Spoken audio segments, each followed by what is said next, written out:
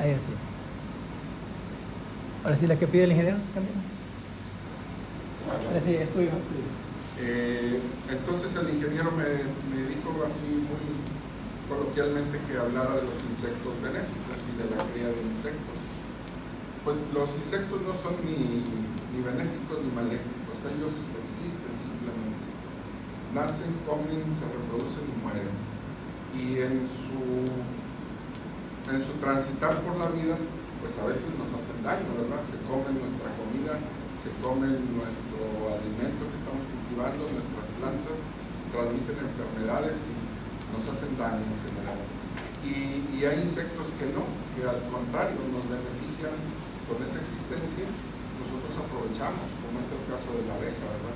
Que almacena néctar, se convierte en miel y a nosotros nos encanta, ¿verdad? Y vamos y se la quitamos y hemos perfeccionado esa técnica para que ellas produzcan miel y para nosotros quitársela y aprovecharla, ¿verdad? Entonces lo mismo ocurre con otros insectos, que podemos aprovecharlos para combatir esos insectos que a nosotros no queremos, que nos hacen daño, que transmiten enfermedades o que simplemente son feos y no nos gustan, ¿verdad? Como las cucarachas. Hay dentro de esos insectos, no sé si ustedes ya han comido insectos.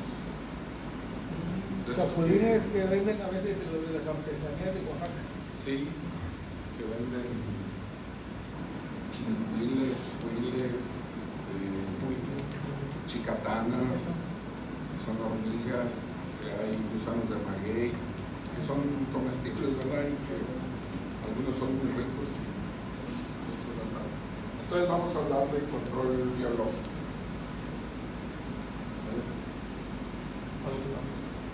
Vale.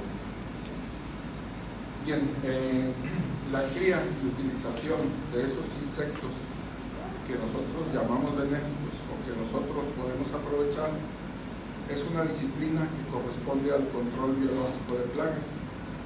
Hay varios tipos de control de plagas, no sé si ya vieron eso en alguna otra clase.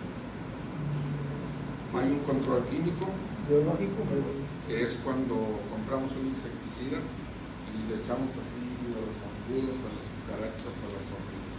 Ese es control químico.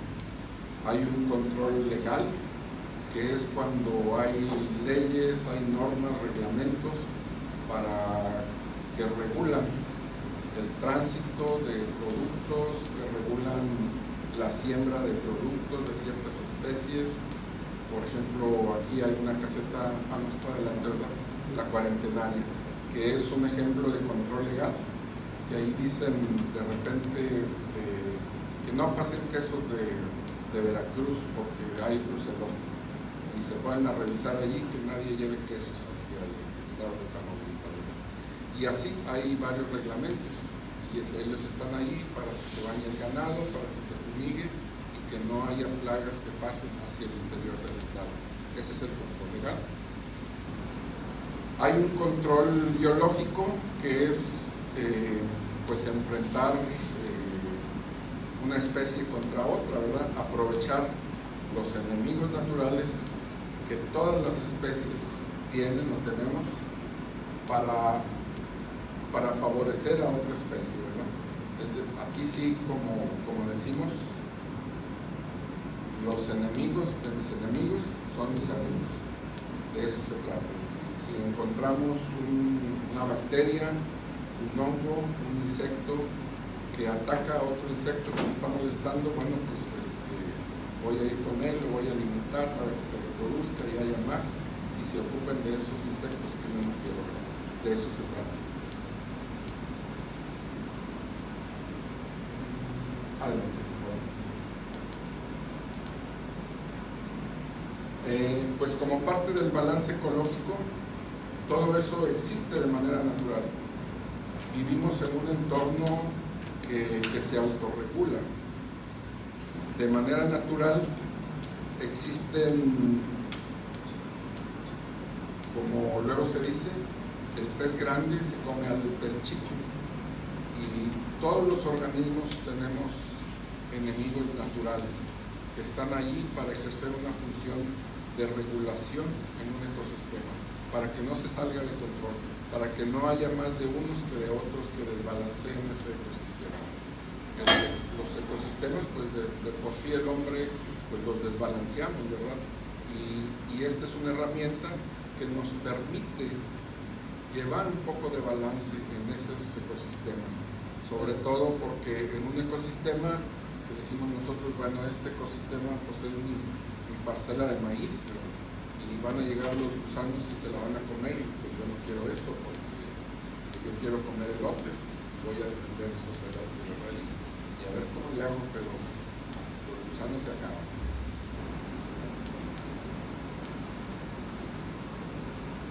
Entonces, esta disciplina del control biológico, pues lo primero que hace es localizar esos enemigos naturales, conocerlos, estudiar sus hábitos, estudiar su biología, su forma de utilización, de liberación, como un método de control ecológico.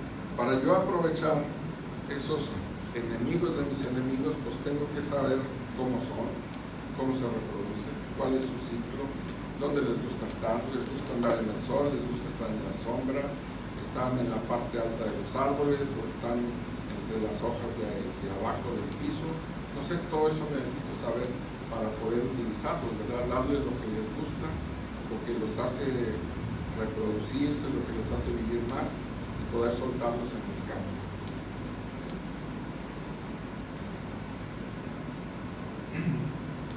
El control biológico tiene muchas ventajas.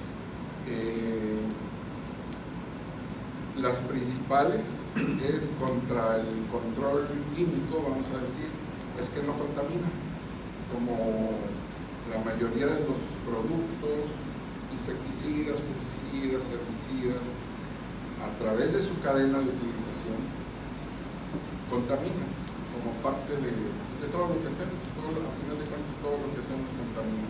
Todo lo que fabricar la ropa que tenemos contamina, ¿verdad?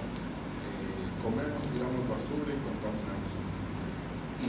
Y el control biológico pues es de bajo nivel de contaminación, vamos a decir, porque es muy específico. Puedo liberar una avispa en el campo que va y va a buscar huevecillos de una plaga y nada más, ella nomás se come esos huevecillos de esa plaga. Si no la encuentra, se muere. No va a ir por ahí a buscar a picar a una persona o a picar a un animal, porque no es parte de su biología, ¿verdad? Entonces se ocupa de controlar esa plaga y ya desaparece, ¿verdad? Cumple su ciclo y se acabó. Es inocuo, no contamina. Es accesible. Normalmente los métodos de cría no son complicados, están al alcance de todos, no necesitan grandes laboratorios, instalaciones industriales, áreas muy sofisticadas. Se pueden hacer casi en cualquier parte, son factibles de producirse. Obviamente hay niveles desde el nivel artesanal pues hasta un nivel muy sofisticado, ¿verdad? Según el nivel al que se quiera llegar, ¿verdad? Es como la comida. Nosotros podemos, si buscamos qué comer, nosotros podemos pasar aquí enfrente de la escuela y comer ahí parados una empanada, ¿verdad? Y podemos ir a un restaurante en la orilla de la playa y que nos lo sirvan así, en un plato grande, adornado, con verdura, con una cheve, y es otro nivel, ¿verdad? Pero todo cumple con lo mismo, que es alimentarnos. En este caso también el control biológico es accesible, es factible de hacerse, de producirse, de utilizarse, y en todo hay niveles, ¿verdad? Por eso les traje estas muestras de productos que digamos que son muestras comerciales de empresas reconocidas que así empacan sus productos y tienen un valor. Pero algo así como esto, nosotros, ustedes pueden llegar a hacerlo en la cochera de su casa, en la cocina, en la bodega de atrás, y lo hacen así en una bolsita cualquiera y funciona. Igual que esto, igual o mejor, quizá no tan mejor, pero va a funcionar, ¿verdad? Y ese es el chiste. Obviamente aquí hay un producto que tiene un nivel de calidad, que tiene conteos de esporas, de millones de esporas, de patogenicidad, de condiciones de almacenamiento, una bola de cosas que le dan valor. Y ahí, si nosotros hacemos algo de nivel artesanal, pues a lo mejor es algo para usarse inmediatamente. No lo usaste, bueno, se va a morir cocido, ¿verdad? Ni modo. Adelante. Bueno, dale un poquito para atrás. El control biológico requiere una buena planeación para que tengamos en tiempo, en tamaño, en forma, un producto cuando se llegue el momento de utilizarlo. Y esto era una situación que especialmente se veía hace 20 años, 30 años, que decían, no, es que sus efectos no son inmediatos, se tardan mucho. Y es que el insecticida lo aplico y los veo caer. Y esto no, se va a tardar 2, 3 días, una semana, etc. Pero no, cada vez esto se va perfeccionando para que los efectos sean más rápidos.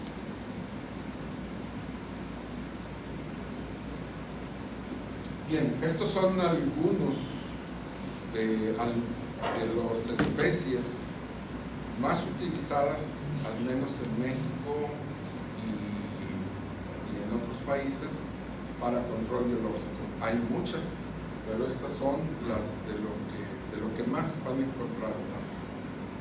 Es la avispa tricograma, la crisopa o crisoperla, la avispa telenobus. Hay bacterias también, el Bacillus thuringiensis, que es muy común, el Bacillus subtilis, que ya se comercializa mucho, los nematodos también, el Steinernema, que ya hay de manera comercial, hay ácaros fitófagos, y en el caso de hongos, pues la Beauveria baciana, el Metarrhizium, el Trichoderma, que son entomopatógenos, son hongos que atacan insectos. Lo puse aquí un poco por un lado. Esta técnica de control biológico es la técnica del insecto estéril, que fue con lo que acabaron hace 30 años, quizá más o menos, con una plaga que era el gusano barrenador del ganado, que era una plaga muy fuerte. Entonces, desde Estados Unidos nos llegó una campaña de producción de insectos estériles, una campaña muy intensa que llevaron a cabo de norte a sur, desde Estados Unidos, México, Centroamérica, y hasta ahí llegaron, ¿verdad? Y lo acabaron completamente. Que consistía en irradiar insectos, machos especialmente, bueno, también hembras, pero especialmente machos, los irradiaban, los convertían en estériles, los soltaban al campo, y estos insectos iban a intentar reproducirse al campo, pero estaban estériles. Entonces, vamos a decir, copulaban con hembras en el campo, pero no tenían descendencia, y se fueron acabando hasta que se acabó ese problema.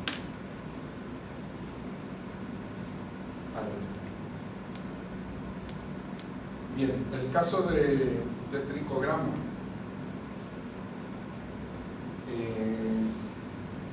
Bueno, hay varios niveles de cómo se da el control biológico.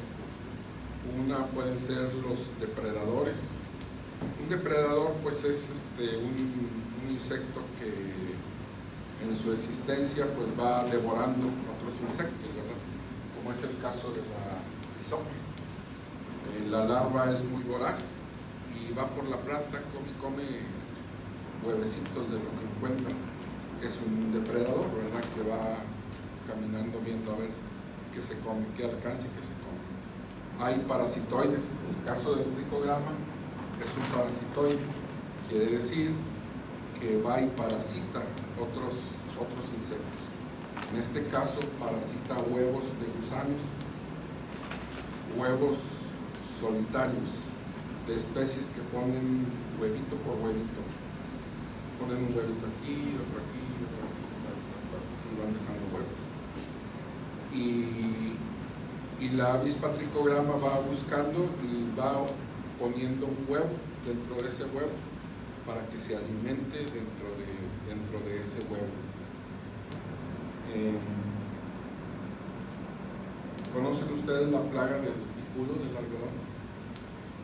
¿No han platicado con ellos? ¿No han platicado? Bueno, ¿conocen la mosca de la fruta? ¿No les ha tocado comerse un mango con gusano? ¿Sí? Ok. Bueno, ese es el caso.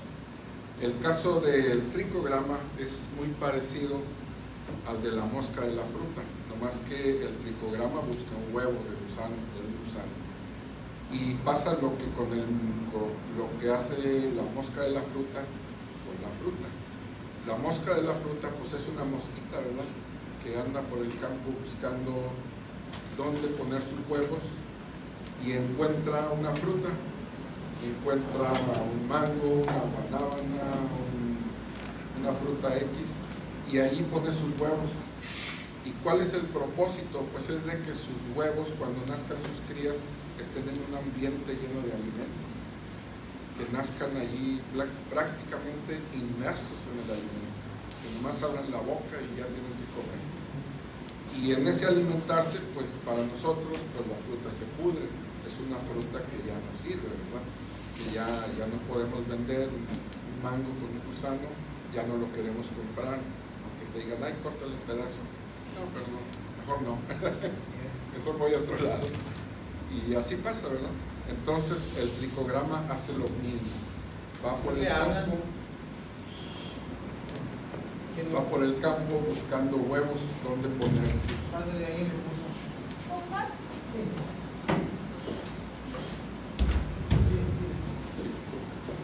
Va por el campo buscando dónde poner sus huevos y de esa manera va bajando el nivel de la plaga.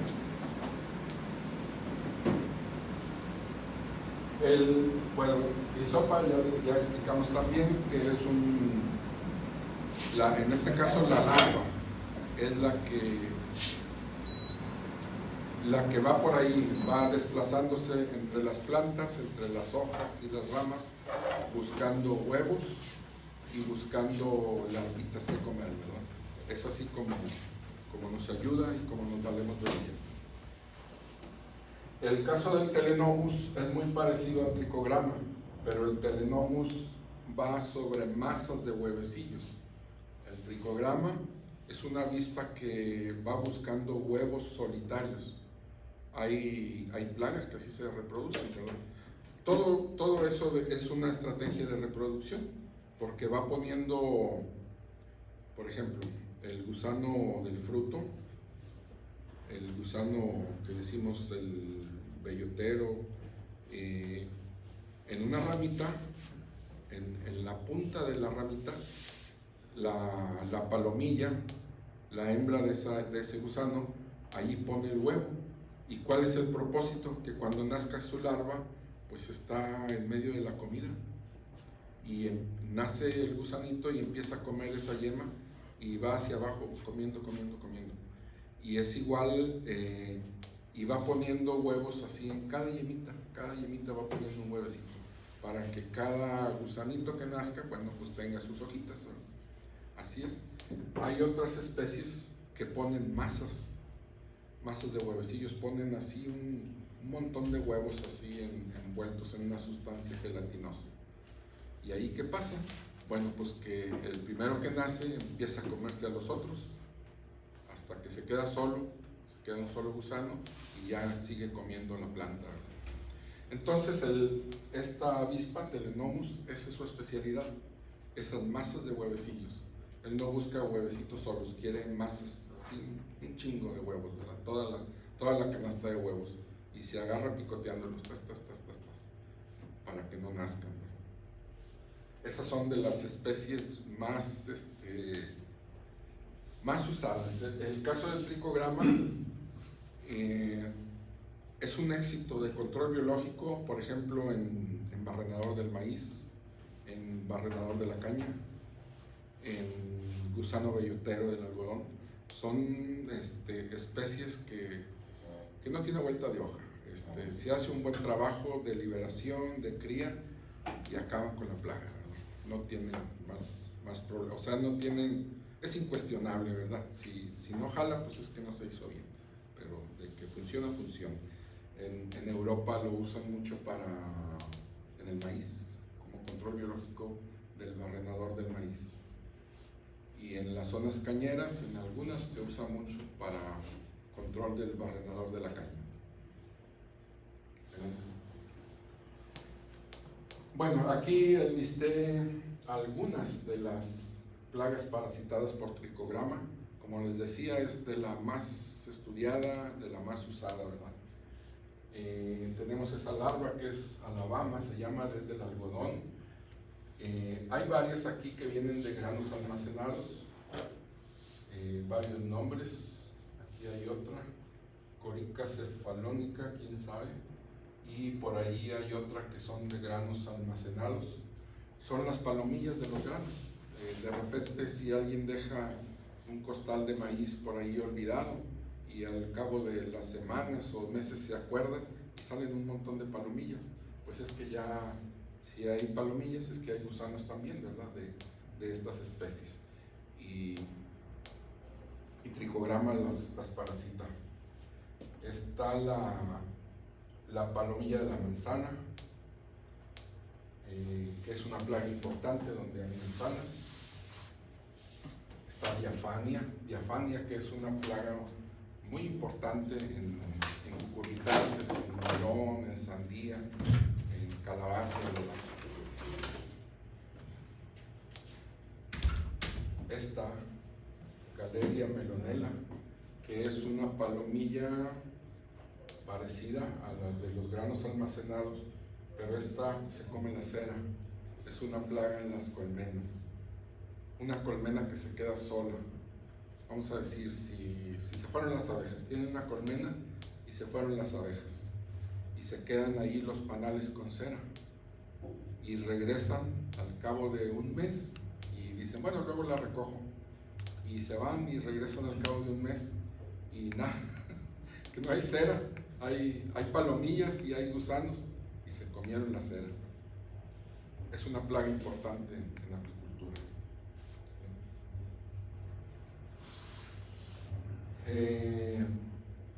Bueno, aquí el nombre correcto es manduca. Es una plaga, un gusano grandote, es un gusanote de cuerno grandote, así que hay en el tomate y en el tabaco. Mosis es una plaga muy importante, plaga en pastos en esta región. Es por ahí la van a ver porque siempre hay.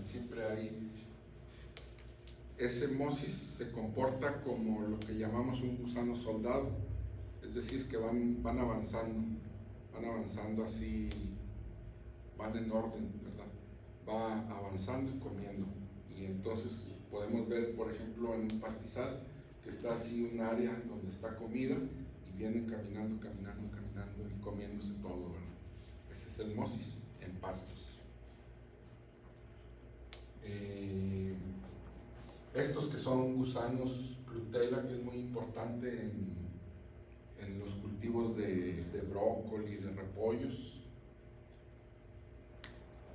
Citotroga, que es otra plaga de granos almacenados y que se utiliza como base para la cría de tricograma. Este es importante, ¿verdad? El género Spodoptera, que es muy importante, es el gusano cogollero, es el gusano que hay también en el cultivo de tomatillo de cáscara. Este otro, Tricoplusia, también muy fuerte en esta región, presente en cultivos de soya. Bien, ya les explicaba el caso del tricograma, que estos son dibujitos hechos a escala, ¿verdad?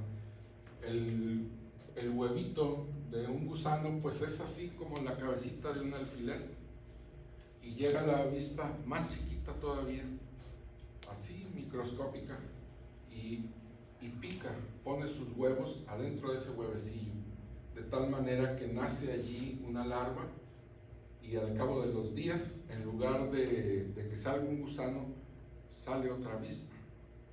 En lugar de nacer un gusano, nace una avispa de ese huevo, ¿verdad? Y de esa manera se va disminuyendo la población de gusanos.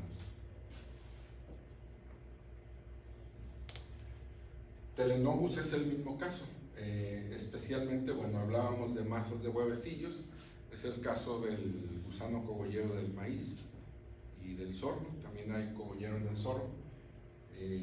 La diferencia, bueno, es que estos huevecillos están en masas, están así vamos a decir, en todo el cartón de huevos es el que llega la hembra y deja todos los huevos, ¿verdad?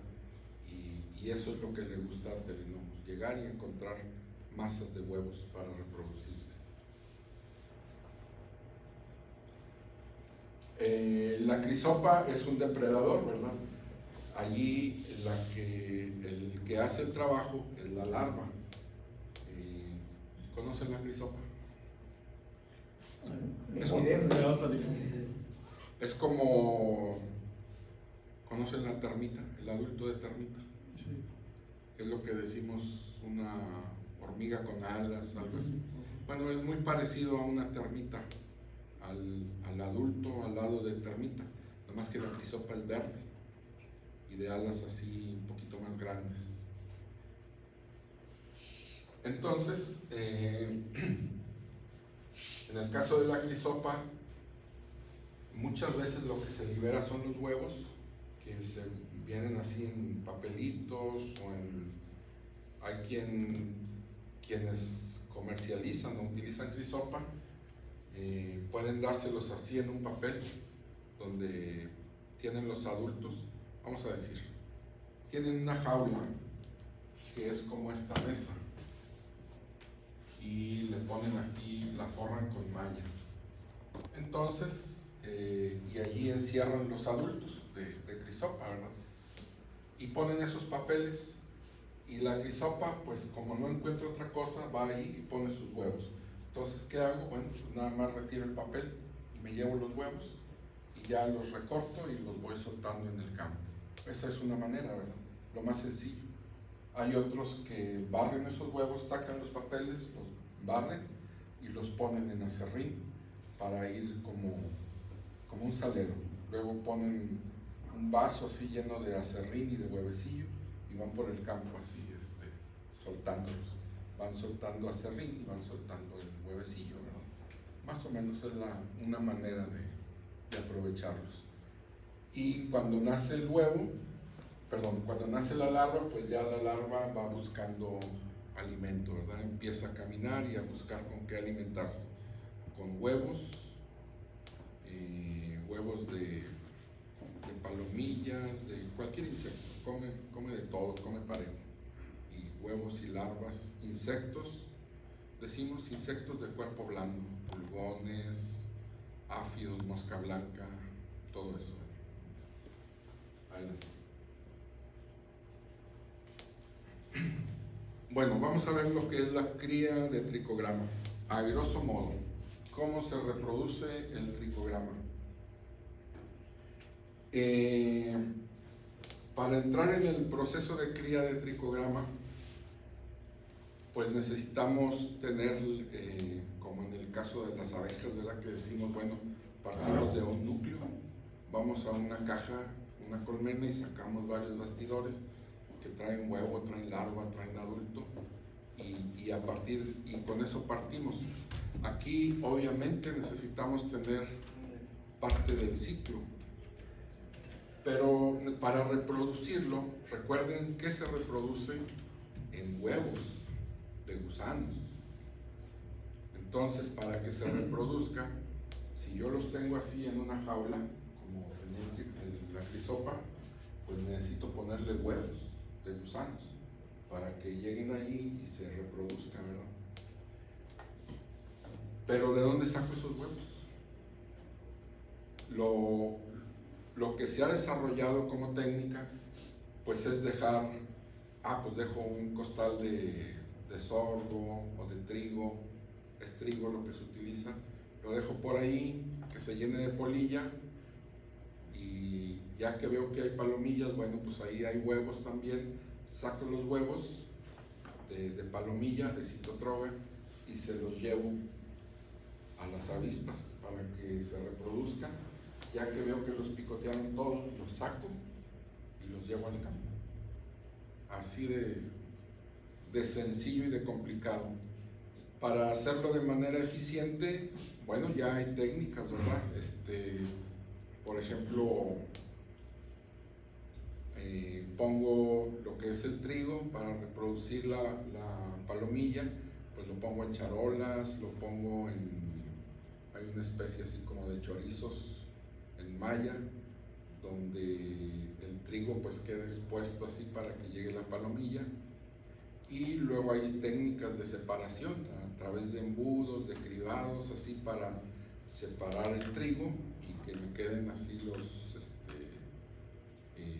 pues los envases llenos del huevo de palomilla.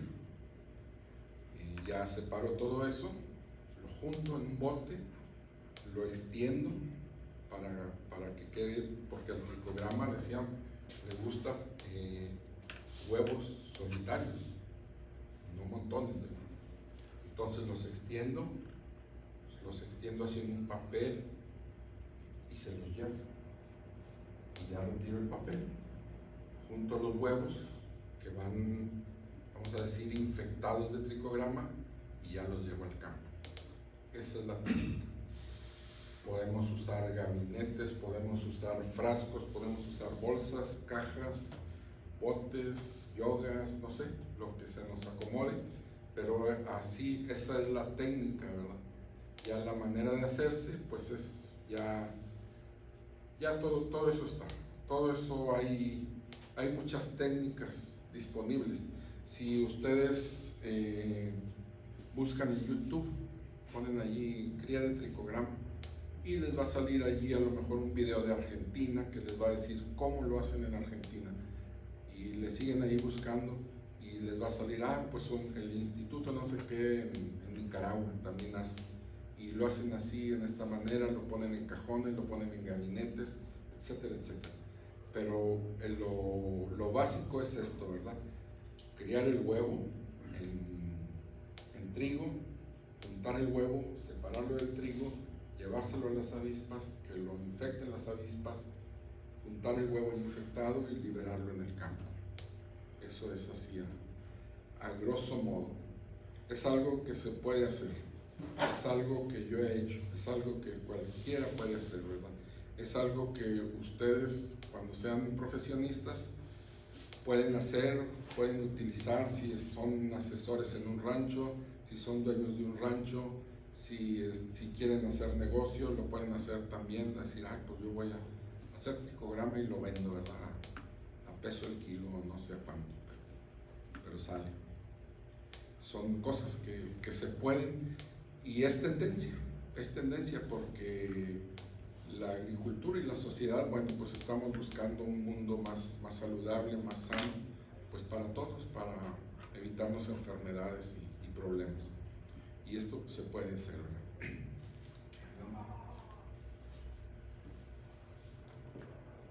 Bueno, para utilizar, luego viene la fase de campo. ¿Qué hay que hacer en campo? Pues estar monitoreando. ¿Cuándo lo voy a soltar? ¿Cuándo lo voy a llevar al campo? ¿Qué le va a pasar? Si yo lo llevo así de manera indiscriminada, sin ningún cuidado, por decir en este tiempo, así como han estado los calores y los soles intensos, y nomás lo suelto así, pues a los 10 minutos se va a morir, porque las condiciones de clima así están, ¿verdad? ¿O qué puede pasar? Pues que se lo coman las hormigas, también eso pasa, porque hay chingos de hormigas. Bueno, todo eso pasa. Entonces, tenemos que tener ese cuidado de saber cuándo se va a liberar, cómo se va a liberar en el campo, de qué manera, para que funcione, ¿verdad? en qué momento tenemos que conocer la plaga para estarla monitoreando y decir, ahora sí, ¿sabes qué? Ahora sí ya vi muchos huevecillos en el campo, ahora sí es momento a soltar las avispas, ¿verdad? Y de esa manera es en que funciona. Tiene que coincidir que haya huevos en el campo para que funcione el tricograma, en este caso.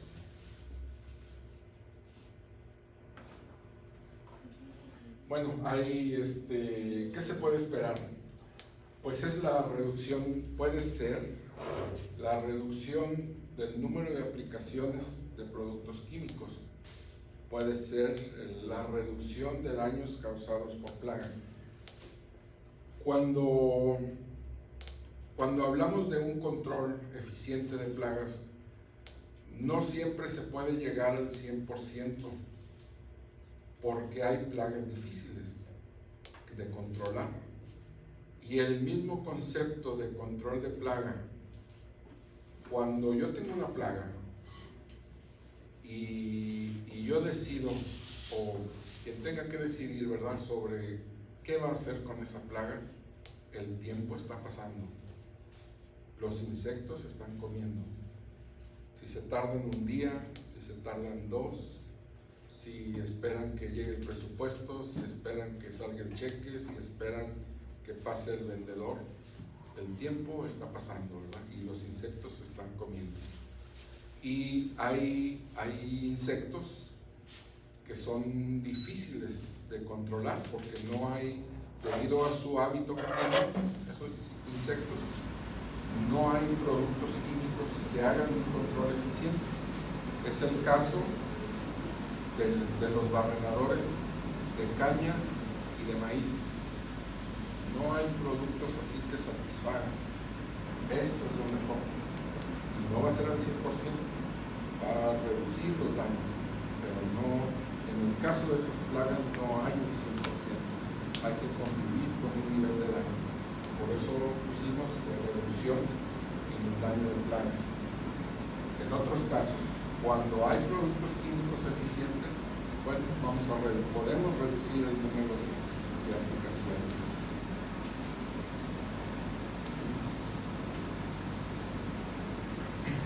Bueno, hablábamos de conocer los hábitos de las plagas, el ciclo de crecimiento del cultivo y ubicarnos qué es lo que se tiene que hacer en un momento con los insectos, con el cultivo. Entonces, aquí hipotéticamente, bueno, puse el desarrollo del cultivo de algodón, ¿verdad?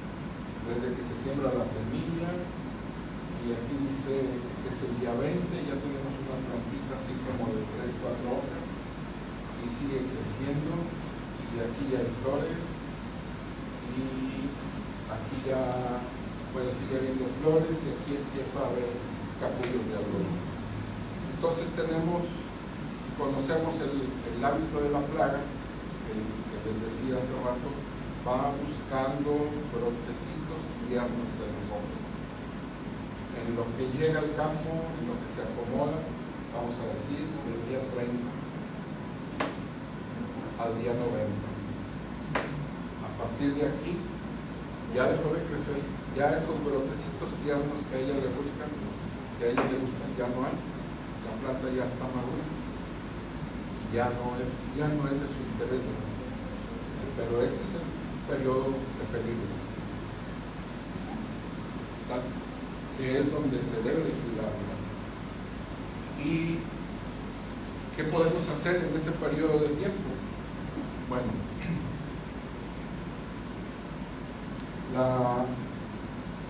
la línea azul es la población de insectos si usamos control químico, aplicaciones de insecticidas. Esta línea amarilla es el umbral económico. ¿Sí saben qué es el umbral económico? Sí.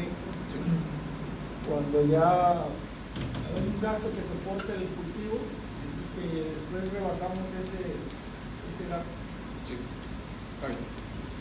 O sea, es el nivel de población donde la plaga se convierte en problema, ¿verdad? En plaga. A partir de ahí nos está haciendo daño en el bolsillo, ¿verdad? Nos está costando dinero todo lo que está comiendo. Ese es el umbral económico. Entonces, podemos decir, esto es hipotético, ¿verdad? Podemos decir, bueno, el umbral económico aquí lo tenemos en 10. Cuando yo voy por ahí, encuentro en los muestreos, encuentro 10 gusanos, ¿verdad? Ese es el umbral. Cuando llegue aquí, que le hablen al del avión, que fumigue, y la plaga se va a cero. Y luego otra vez empieza a crecer, y ya se pasó del 10, y vuelvan a hablar, ¿verdad? Y se va a cero. Y sigue creciendo, otra vez hablen y disminuye. Y luego vuelve a crecer. Ese es el manejo típico que se hace, ¿verdad? Con un control químico. Cuando usamos control biológico, bueno, pues nosotros estamos atacando la plaga. Y aquí baja un poquito, luego sube, luego puede bajar, pero en lugar de tener una aplicación aquí al día 15, vamos a decir, se nos va a ir al 25 por ese control que estamos usando, ese control biológico. Y decir, ahora sí, ¿verdad? Ahora sí, háblenle al del avión, tráiganse el insecticida porque ya no se puede, ¿verdad? Y baja otra vez. Y vuelve a subir, y nosotros estamos con liberaciones y liberaciones de insectos, y se va hasta acá, hasta el día 55. Y entonces, en lugar de, si usamos control biológico, podemos hacer 2 aplicaciones de insecticida contra una estrategia basada en control químico que se puede llevar 4 aplicaciones. Es un caso hipotético, ¿verdad? Es algo de lo que se da en la vida real, ¿verdad? De cómo se dan las cosas. Si hacemos las cosas muy bien hechas, pues podríamos hacer liberaciones y nunca llegar a necesitar un control químico, porque saturamos de control biológico, saturamos de avispas, somos muy buenos muestreadores, todo se hizo a la perfección, y el del avión se quedó esperando que le hablaran. Pero eso es como la manera en que se puede trabajar.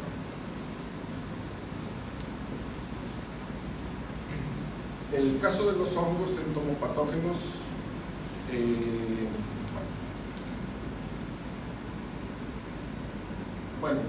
vamos a hablar en este caso de entomopatógenos, pues hay hongos, hay bacterias, hay virus, que el caso de los hongos es muy, vamos a decir, el hongo se comporta como un depredador.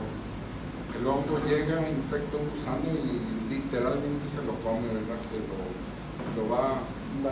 Lo va invadiendo y lo va consumiendo. Las bacterias también, y hay virus también que tienen un efecto muy parecido. Los casos más utilizados, más conocidos, a los que se les saca más provecho, en el caso de hongos, la Beauveria baciana, el Metarrhizum amisopliae, y puse aquí el tricoderma, que no es para insectos, es para enfermedades. Es un hongo que controla a otros hongos, pero su cultivo, su cría, su modo de uso es muy parecido. Todos estos se cultivan o se crían de la misma manera. Si aprenden a cultivar Beauveria, pues ya saben hacer tricoderma. Hay bacterias también. Las más usadas es el Bacillus thuringiensis, el Bacillus subtilis y las pseudomonas. El caso de las pseudomonas son bacterias que ayudan en la nutrición de las plantas, pero vamos a lo mismo. Si ustedes aprenden a hacer Bacillus subtilis, pues ya saben hacer pseudomonas. Ya es la misma mecánica, ya nomás, pues ahí tiene sus variaciones, pero es prácticamente lo mismo. Hay virus también, el virus de la poliedrosis nuclear. En este caso lo pongo aquí porque este es un virus que se encuentra en esta región, en el cultivo de soya. Para más referencia, el virus de la poliedrosis nuclear, si ustedes les toca un día recorrer un campo de soya ya medio maduro, ya bien cerrado, ya que están llenando las vainas, de repente hay gusanos que se quedan colgando de la hoja, se ven así como infladitos, está el gusano así como inflado, ¿verdad? Como aguanoso, inflado, y se queda colgando de la hoja. Ese es el virus de la poliedrosis nuclear. Y se puede reproducir. Y decir, ay, mira lo que me encontré. Me encontré una moneda de oro. Esa se la llevan, la pueden reproducir, se cría, se libera. Y los chingar gusanos. Algo así. Esta es una imagen donde tenemos larvas de mosquito, larvas de Aedes aegypti. Y lo que les quería mostrar es lo que les dije hace rato, que es, allí hay Beauveria bassiana, es un medio líquido, es una botella con agua, con larvas de mosquito. Y el hongo literalmente se los come, ¿verdad? Los va haciendo pedazos, como se ve en esta, y ya es una larvita de zancudo, pero ya le faltan partes. Aquí hay otros también que están ya despedazados, ¿verdad? Donde el hongo se los va comiendo prácticamente. Bueno, esta imagen es para otra presentación, pero no sé cómo vamos de tiempo. Inge, ¿cómo vamos de tiempo? No, como Lo de los zancudos.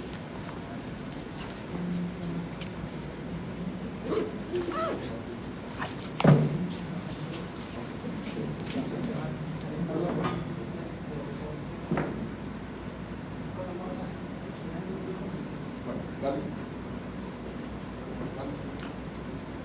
Ya, creo que es todo.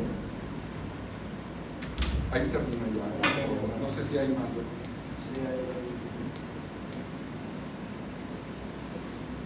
Bueno, eso, dale para atrás.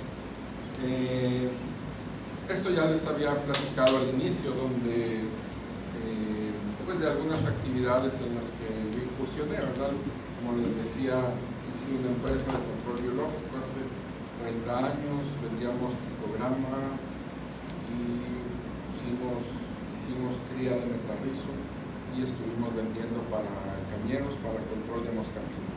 El caso de metarrizo es una alternativa muy viable y muy buena para control de mosca pinta en pastos y en caña de azúcar. No tiene discusión, ¿no? ¿Todavía lo siguen vendiendo, profe? ¿Todavía lo siguen vendiendo? Sí, todavía, no como antes, pero sí. Y como les decía, hay niveles de productos. Esto se cría en arroz y ustedes pueden vender o pueden usar así el arroz infectado, que se hace como un polvo lleno de micelio. En el caso de Beauveria es blanco, el caso de metarrizum es una coloración azul, entre blanco y azul, y el tricoderma es verde, y así lo ven, está el polvoso entre azul, amarillo, verde, y eso se puede usar. Se lava, lo echan en una cubeta, lo lavan bien, lo cuelan y aplicarlo en el campo, como si fuera un veneno. Se pone en la espesora y aplicarlo. Así es como se usa. Y hay todo tipo de niveles. Si ustedes lo hacen de una manera artesanal, como les estoy diciendo, en una bolsa de arroz, cuando se inocula, se guarda en la oscuridad, luego se saca a la luz. Hay muchos videos en internet, en YouTube, de cómo se hace la cría de Beauveria, de tricoderma, de metarrizo. Y lo pueden hacer así para uso propio. Si ustedes tienen un rancho, son asesores, o su papá tiene, lo pueden hacer, lo pueden vender, y las grandes empresas pues lo van haciendo de manera más sofisticada, ¿verdad? Ya no venden arroz, ya lo colaron, contaron las esporas y lo ponen en un medio allí para que se haga como el chocomil, para que lo eches en el agua y se haga así, se disperse, ¿verdad? Le van dando pues cualidades que nos facilitan la utilización y que para las empresas pues significa precio, ¿verdad? Lo ponen en un medio líquido como esto, que es un líquido, pero aquí lo que hay son esporas, ¿verdad? Son esporas de hongo.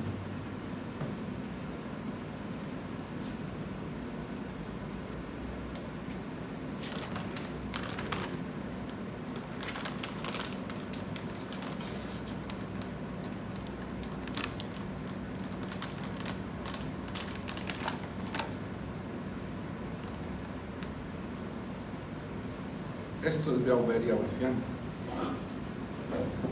Se lo han purificado. O sea, no está en el arroz, ya lo separaron, lo privaron, le dieron cualidades.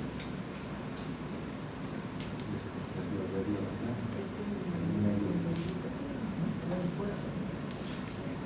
Ya lo pusieron en un medio líquido. Sí, dependiendo de la cepa, pero sí. Sí, he escuchado de la bebida baciana que lo ocupaba mucho para, creo que fue el mezquil, la bebida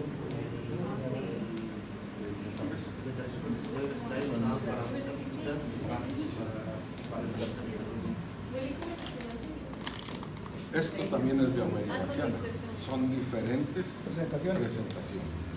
Y obviamente esto es producto de grandes empresas que de esa manera le dan valor. Es como comer unos camarones. Puedes pasar aquí enfrente y te lo comes ahí parado, ¿no? Es un valor. Puedes irte a la playa y que te lo sirvan ahí con una cheve, un plato bien arreglado. Es otro valor. A lo mejor aquí te cuesta 70 pesos, allá te cuesta 500. Pero es lo mismo. Es lo mismo.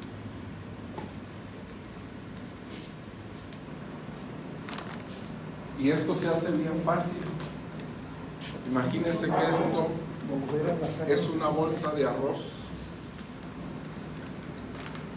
Lo único que necesito hacer es arroz de ese Verde Valle o no sé qué marca es. Puede ser del más correctito para que no le salga tan caro. Verde Valle, ¿verdad? Bueno, arroz Verde Valle, lo meto en una bolsa y lo pongo a hervir en esa bolsa cerrada más o menos media hora. Es para esterilizar, porque ahí puede haber hongos ahí de otro tipo. Es para esterilizar.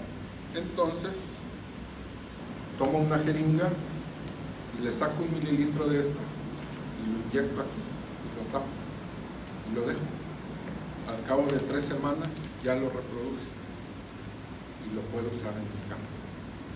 Y de 1 mililitro saqué 1 kilo. O 10 o 100. Que lo pone aquí la bolsa así, sin abrir. No, cerradito. Pero cerrada. La mete el agua y sí. que se cosa, sí. Que hierva y que se cosa. Una media hora. ¿Y lo saca de la bolsa hay algún otro efecto? Sí, o sea, es para esterilizar. Si lo sacas de la bolsa, pues se va a contaminar.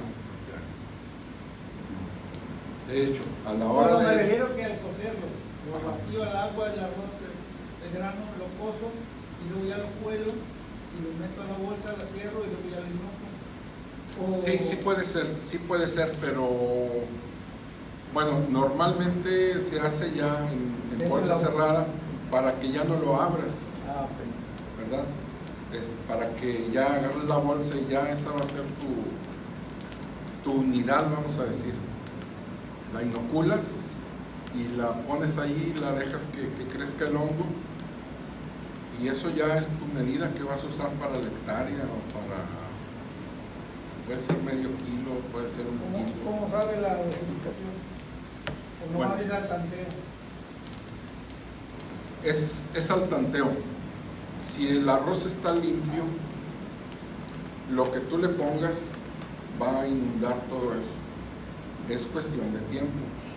Si tú agarraste nomás, vamos a suponer que agarraste nomás una espora y esa espora le echaste ahí, pues va a llevar tiempo en que esa espora se haga un millón de esporas, ¿verdad?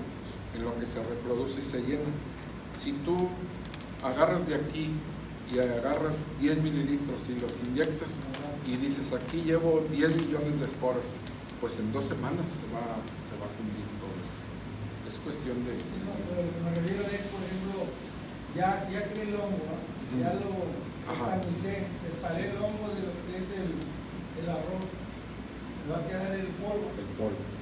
Es decir, de ese polvo, ¿en qué tanta agua se puede diluir para poderlo aplicar? Bueno, mira, así de una manera sencilla, ¿verdad? Depende mucho de la cepa que estés utilizando. Hay de cepas a cepas, ¿verdad? Hay esto ha avanzado bastante.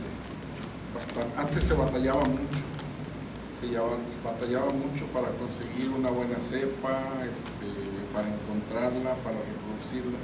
Pero hoy día ya están más disponibles.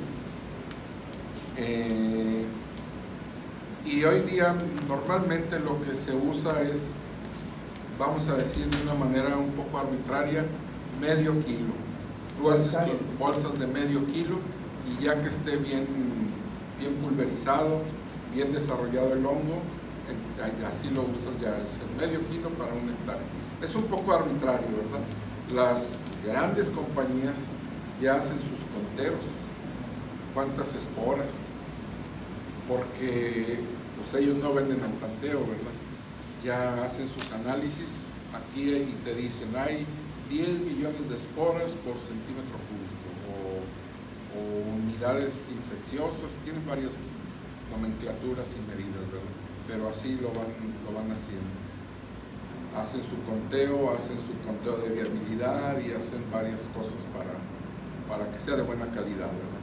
Pero de una manera artesanal, tú dices, bueno, pongo medio kilo, lo inoculo y me espero 3 semanas y lo uso, ¿verdad? Y en caso de expirar el hongo, la persona no hay ningún efecto para la persona. No. Como tal, como un ataque del hongo, no, ¿verdad? Así que tú digas, es que me está creciendo Beauveria aquí en el brazo.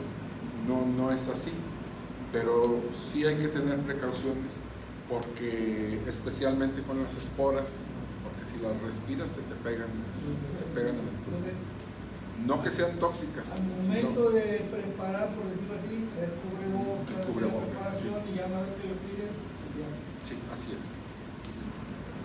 Una vez tirándolo en el campo, esas esporas ahí también se reproducen. Sí. Y ya cuando levantas tu cosecha y levantas el rastrojo, todo lo que queda, ¿quedan ahí las esporas o se desaparecen y después hay que volver a aplicar?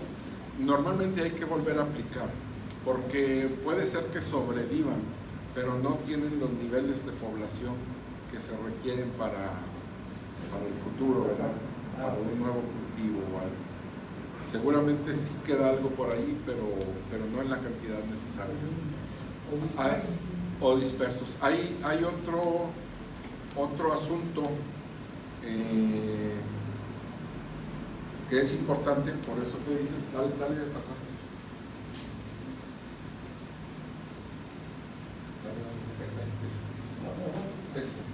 Esta. Vamos a decir, esto es como encarnizar al hongo, ¿verdad? En este caso, esta es una prueba que hicimos para comprobar que los insectos, en este caso las larvitas de zancudo, se murieron por el hongo y que no fue otra cosa. No se murieron por el calor o por otra cosa, las mató el hongo. Entonces, sacamos larvas de ahí del agua, de las que se murieron, las pusimos en un medio de cultivo y el hongo se reproduce. Eso que se ve aquí es el hongo. Y ya de manera práctica, si alguien está en un medio donde está reproduciendo el hongo para una plaga, esto es importante porque es como decir, estás encarnizando al hongo, ¿verdad? Para que reconozca al insecto, que de eso se alimenta, que se acostumbre, vamos a decir, que sepa que es. Sí, porque podemos reproducir, podemos tomar un producto comercial, tú dices, ay, me encontré un producto comercial bien bueno, bien chingón, lo voy a reproducir, y lo reproduces y lo reproduces y lo reproduces, pero va perdiendo patogenicidad, vamos a decir, se va haciendo inocuo, como todo, ¿verdad? Porque se acostumbró al medio de cultivo, se acostumbra al arroz, y ya no más falta que te pida arroz, porque es lo que... Cuando le caiga el insecto, no lo va a reconocer como comida y así es. Sí va a querer arroz. Y esta es una manera de alimentar al hongo, de estar reproduciendo, de estar comprobando y de mantener la virulencia, vamos a decir, de la cepa.